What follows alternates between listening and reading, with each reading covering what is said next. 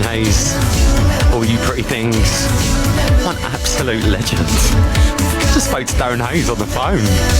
Thank God Nicky Cardwell's coming up in a minute. I need a break. And yes, he did slide into my DMs.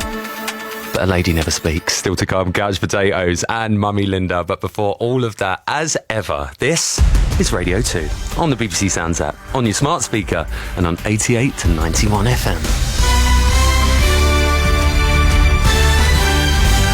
BBC News at 4 o'clock. This is Nicky Cardwell. The government has made it clear that it will not announce a fresh package of support for people struggling with energy bills until after a new Prime Minister is chosen. Calls for immediate assistance have grown since the announcement yesterday of an 80% rise in the energy cap from October. The Chancellor, Nadhim Zahawi, has admitted that even those earning around £45,000 a year may need help, but ministers insist that people won't have long to wait before receiving assistance. Michelle Berry earns that amount. She says she's already had to cut back her spending. I do earn a good income, but as a single parent, my income has to pay for everything. So it's important to target that support across the board, really, not to just be looking at people on benefits and lower incomes, but to be thinking about households in general. I've got lots of friends and family who probably do have better income because they've got a joint household, but they still are having to make cutbacks. A man in his 20s has died after entering the River Thames as he was being arrested. The police watchdog has launched an investigation. Tom Harrigan reports. Officers came across a man and woman who knew each other arguing on Kingston Bridge in southwest London at around 10:30 last night. The man was then accused of theft. Police tried to arrest him, but he went into the water. Scotland Yard says he wasn't in handcuffs at the time. His body was found 2 hours later. The Metropolitan Force says it fully appreciates the public will be very concerned by what happened. It's referred itself to the Independent Office for Police Conduct, which has already taken statements from the officers involved. Police in Liverpool have issued a fresh appeal for any information about the killing of 9-year-old Olivia Pratt-Corbell, who was shot at her home earlier this week.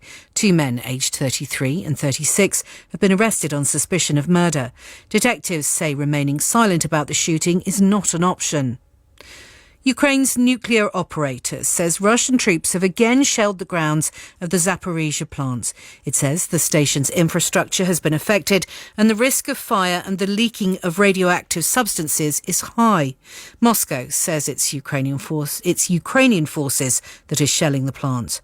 Volodymyr Kudrytsky, who heads up Ukraine's electricity grid operator, says the plant was disconnected from the electricity supply in the past 24 hours, which is dangerous. The nuclear fuel, which is located in the reactors and also in the storages around the plant, produces heat, and it has to be cooled down in order not to melt the fuel cells and to avoid nuclear incident. Aid agencies say the floods sweeping Pakistan are turning into one of the worst disasters the country's ever faced. Hundreds of thousands of people have lost their homes and livelihoods. Pakistan's climate minister told the BBC that the intensity of recent rainfall had been unprecedented. And a car used by Diana, Princess of Wales, has sold for £650,000 at auction. The black Ford Escort RS Turbo was driven by Diana between 1985 and 1988. BBC News, it's 3 minutes past 4. Thank you, Nicky Cardwell.